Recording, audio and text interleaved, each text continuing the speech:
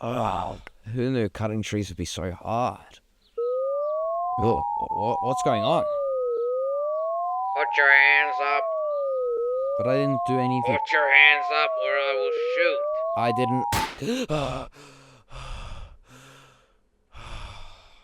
It was all a dream. Good thing those trees aren't actually real. Ah! Recently, I was scrolling itch.io when I found this game called Blood Bark. I thought it was quite interesting, so I downloaded it and started playing.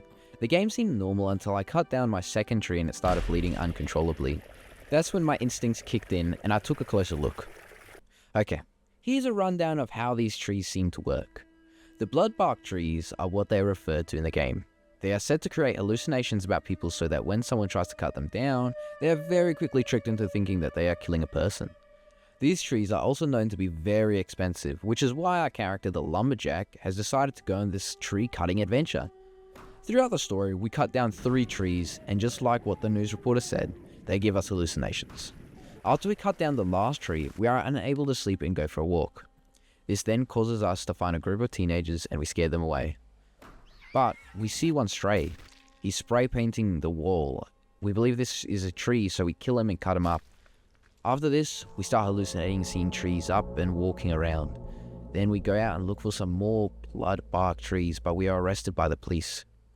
This then gets us the first ending of the game, where, wait a minute, why does it say there's 2 bodies? Well, let's try and break the game down a little bit. Obviously, the blood bark trees were actually just trees, which is why we don't see a whole bunch of bodies, and secondly, our character only killed 1 person.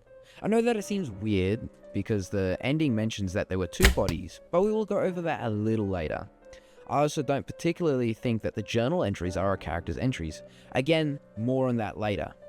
The next ending we can find is one where we pop the news reporter's tires so they can't escape. We then talk to the cameraman who seems distraught and is worrying about the news reporter. That's when we get 2 options. Option 1, leave the news reporter and cut down the tree.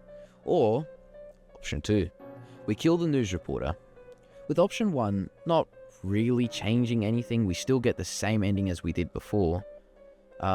We can look at option 2, where we get a slightly different ending, with the cameraman spotting us moving the body to our cabin. He then calls the police, and we are questioned on why we killed the teenager and the news reporter.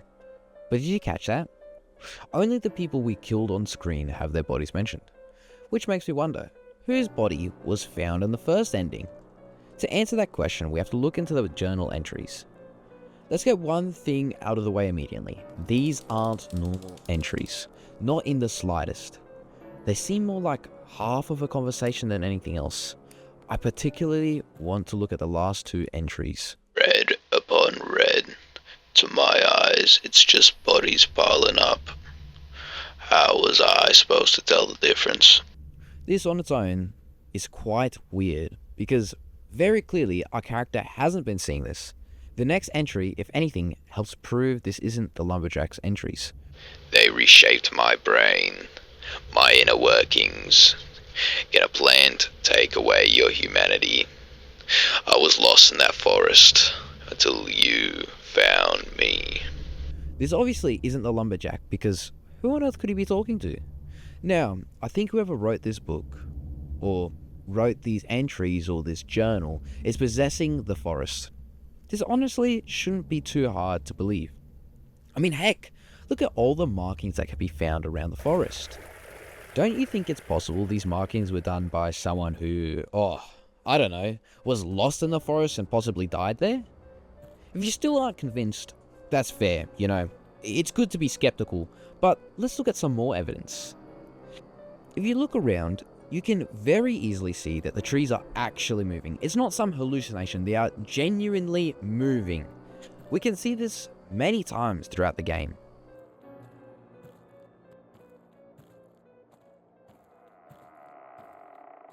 As Unreal Live, AT the Gamer Live, whatever you want to call it, right now. This is to show that the trees move. But do you see this tree?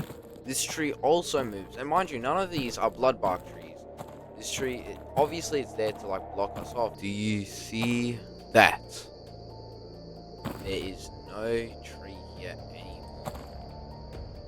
There's nothing. Which is pretty interesting if you ask me. So that literally shows these trees, they're actually moving. If we look at this, you see our character says that's oddly satisfying.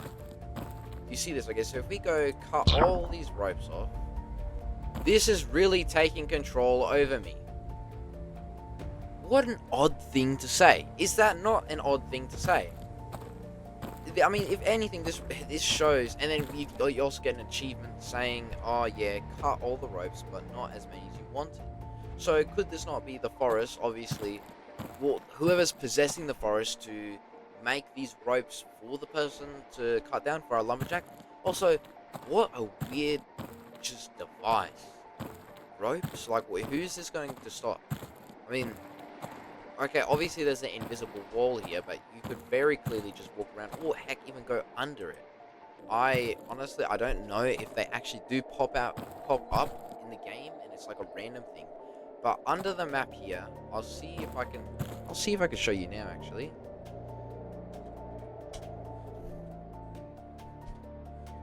Yeah, so if we go under the map here, so this, we never, and I really do mean we literally never see this, or at least I haven't had the RNG to see this in game at all.